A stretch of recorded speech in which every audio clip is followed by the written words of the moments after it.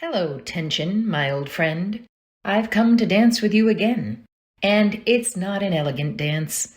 It's an awkward shuffle, all elbows and angles, yet not without its grace. There's really no getting away from this tango with tension, because it exists at the heart of every human function and endeavor. It's literally happening at this very nanosecond in our hearts.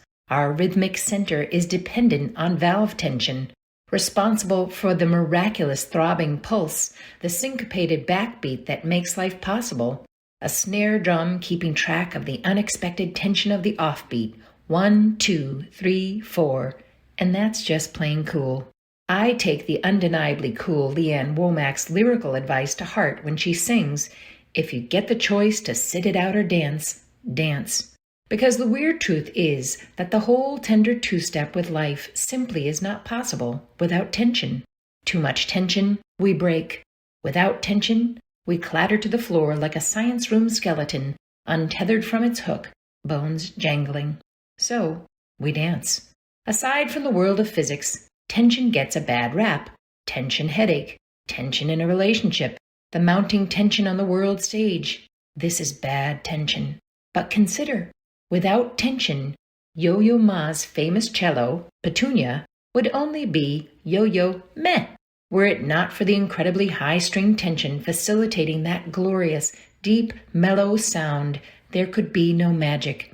Without tension, no recordings of this gentle man and his divine interpretation of Bach's Cello Suite No. 1 in G major prelude, or the wild fun of him riffing out with Jim Peterick on Eye of the Tiger. Ahem. Sorry, I got distracted because I clearly need more of this good tension. In truth, a little stress is not a bad thing. It fights against sameness, and I'd take tension over sameness any day. I'd take tension over complacency every day. The lack of it leads to the death of creativity, progress, new life. We are inherently creative beings under a constant state of tension, which provokes change and becoming and becoming and becoming. Every human movement requires a certain tension between muscle and sinew to allow progress.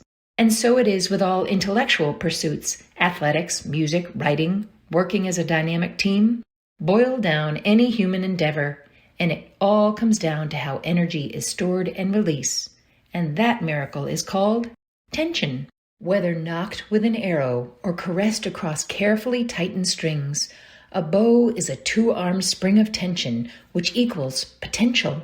And when the string is drawn back and then released, well, that's called magic. Progress, motion, becoming. We are missing out on magic if we try to resist this dance with tension. Maybe it feels safer to be surrounded by sameness, the knowable. But if we keep avoiding discomfort, well, that's not life. If we don't learn to dance, if we don't risk taking that first awkward step toward becoming, then, wallflowers, we'll never learn to jive, thread, boogie, flirt, dart, flit, and hustle. I'm with Leanne. I hope you dance. And as for you, my old friend, my hand on your shoulder, your arm at my waist. Let's dance.